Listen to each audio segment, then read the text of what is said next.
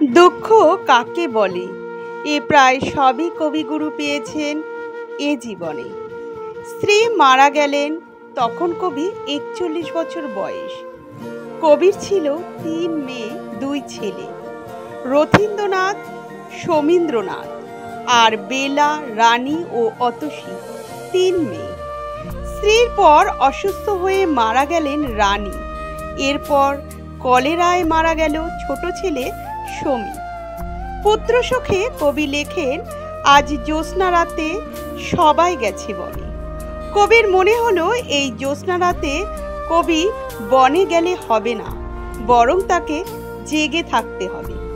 যদি বাবার কথা মনে পড়ে সমীর, যদি এসে কবিকে না পায়, তিনি লেখেন, আমারে যে জাগতে হবে, কি জানি সে আসবে কবে, যদি আমার পরে তাহার মনে।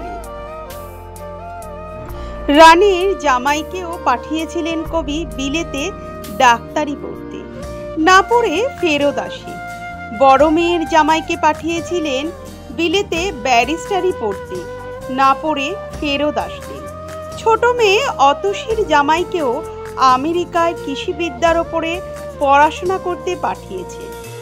লোভী এই লোক কবিকে বারবার টাকা চেয়ে চিঠি লিখে দিতেন। কবি চিঠিতে লেখেন, জমিদারিতে যে টাকা পাই সবটাই তোমাকে পাঠাই।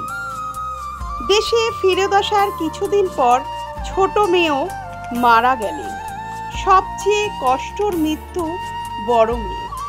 বড় মেয়ের জামাই বিলেত থেকে ফেরত আসার পর ছোট জামাইয়ের সাথে ঝগড়া লাগে। কবির বাড়ি ছেড়ে চলে গেলেন। মেয়ে বেলা হয়ে পড়লেন অসুস্থ এই মেয়েকে দেখতে কবি প্রতিদিন গাড়ি করে যেতেন।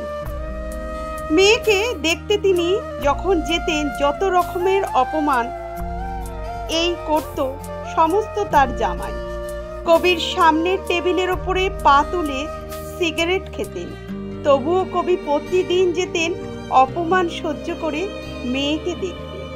একদিন কবি যাচ্ছিলেন, মাঝপথে শুনলেন তার মেয়ে মারা গেছে, আর নেই।